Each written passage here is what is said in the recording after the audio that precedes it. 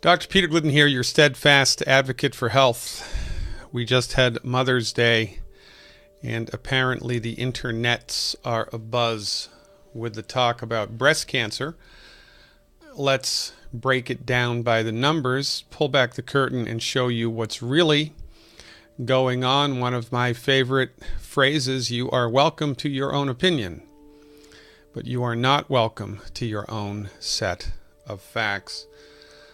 According to the United States government, about 1 in 8 U.S. women, 12%, will develop invasive breast cancer over the course of her lifetime. In 2016, an estimated 246,660 new cases of invasive breast cancer are expected to be diagnosed in women in the U.S., along with 61,000 new cases of non-invasive breast cancer. That's a total of approximately 300,000 new cases of breast cancer in the United States in 2016. 300,000. Interestingly enough, breast cancer incidence began decreasing in the year 2000 after increasing for the previous 20 years. Breast cancer rates dropped by 7% from 2002 to 2003. The most probable cause of this 7% reduction in breast cancer is that women stopped using hormone replacement therapy after a large study called the Women's Health Initiative was published in 2002. These studies correlated the use of Premarin and breast cancer. Who prescribed Premarin? The MDs. For women in the U.S., breast cancer death rates are higher than those for any other cancer, with the exception of lung cancer. Besides skin cancer, breast cancer is the most commonly diagnosed cancer among American women. In 2015, it's estimated that just under 30% of newly diagnosed cancers in women will be breast cancer. And the World Health Organization estimates that by 2020, the incidence of cancer in the United States will be 1 of every 2 women. Now, what does this mean? This means that while we have let the medical doctors be in charge of the delivery of medicine here in the not-so-free 21st century, breast cancer is getting worse. Breast cancer survival rates, according to the SEER data and the data from the Cancer Treatment Centers of America, after 5 years, approximately 22% of women diagnosed with breast cancer are still alive, which means conventional cancer treatments for breast cancer are 78% ineffective. 78% ineffective. Cancer treatment, generally speaking, for everybody across the board, not just women, but all types of cancer.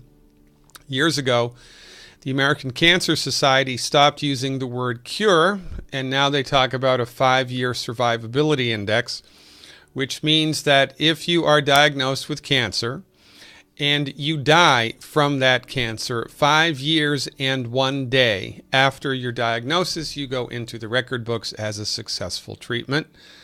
This is just one more way that the cancer engines around the world, the cancer treatment engines around the world, fake out the consumer. Oh yes, we have a very good survivability with breast cancer. This means you're still going to die from breast cancer. It's just going to take you 5, 6, 7 years to die from breast cancer. And over the course of that time, according to a study published in Pharmacoeconomics 2009, the journal Pharmacoeconomics in 2009, the cost of treating breast cancer in the U.S., a synthesis of published evidence. Their conclusions were that the cost of treating breast cancer over the course of a lifetime, from the time that you're diagnosed until the time that you die, ostensibly from breast cancer, is anywhere between $20,000 to $100,000. $20,000 to $100,000. Let's split the difference. Let's say the average cost $60,000. 300,000 cases of breast cancer expected in 2016, new cases of breast cancer in 2016. When we multiply 300,000 times 60,000, that's a staggering $18 billion. $18 billion that the cancer industry will profit on the backs of people who have cancer, and this in the delivery of treatments that do not cure the cancer. Ladies and gentlemen, it's time we all collectively woke up and snapped out of it. The people that developed tamoxifen, one of the drugs that cancer patients use to manage their cancer, not to cure the cancer, a very expensive treatment.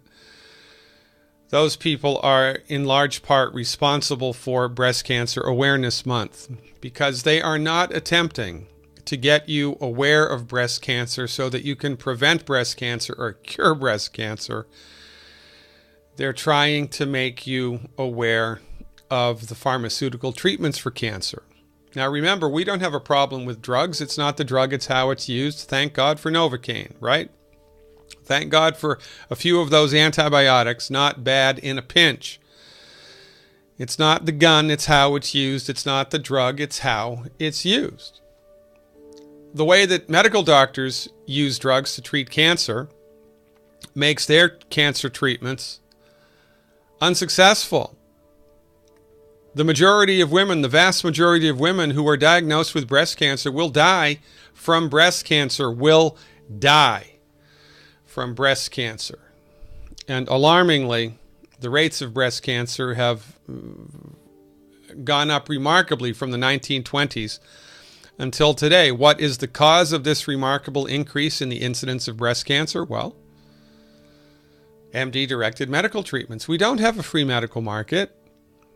The only medicine your insurance pays for is MD-directed medicine. The only medicine they practice in your hospital is MD-directed medicine. Most probably the only type of medical treatment that's legal for your cancer is MD-directed medical treatments for it. And that's who all the research money goes to as well. Now, your medical doctor may be the nicest person God ever created, but your medical doctor is not trained in medicine. Your medical doctor is trained in allopathic medicine.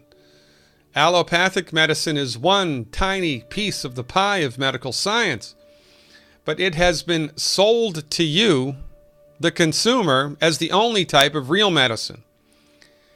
The American Medical Association and the pharmaceutical industry have gone out of their way to paint naturopathic physicians, homeopathic physicians, acupuncturists, Ayurvedic practitioners, traditional Chinese medical doctors, and everybody else who's not an MD as a back-of-the-bus quack with substandard training. Meanwhile, under their watch, the incidence of cancer has gone up nearly 300% and no cure in sight.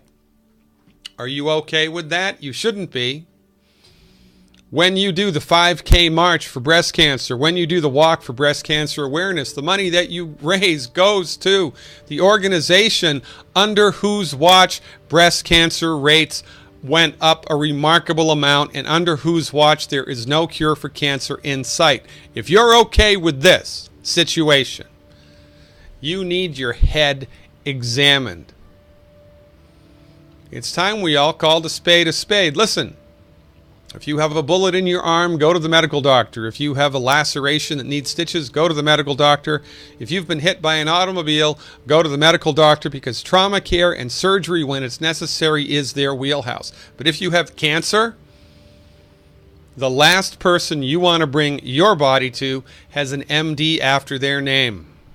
In my book, The MD Emperor Has No Clothes, which is available through Kindle for $9.99. You can download it to your computer right now. I have 10 questions in my chapter on cancer that everybody who's been diagnosed with cancer needs to ask their physician, their oncologist, in the presence of a recording device and a witness. Doctor, can you cure my cancer? If you can't cure my cancer, what can I expect? What are the side effects of the cancer treatment you recommend going to be? Can your cancer treatment give me cancer? How much are you going to profit from the sale of this cancer treatment? How much is the hospital that I'm going to get the treatment in going to profit from my cancer treatment? I'd like to speak to 10 patients who have the same type of cancer, who have been treated by you for more than 5 years. I'd like to see what the quality of their life is going to be. What are you going to do? How is the quality of my life going to be affected? What drugs are you going to give me for the side effects of this cancer treatment? And what can I expect as far as quality of life is concerned? And oh, by the way, why after $1 trillion of research are we no closer to a cure for cancer than we ever were? And aren't you more than just a little ashamed at recommending this type of treatment for me? We don't ask these questions because we believe that the medical doctor knows what's best for us. And this is the biggest mistake we can make in our adult lives. Your medical doctor may be the nicest person God ever created, but your medical doctor does not know what's best for you.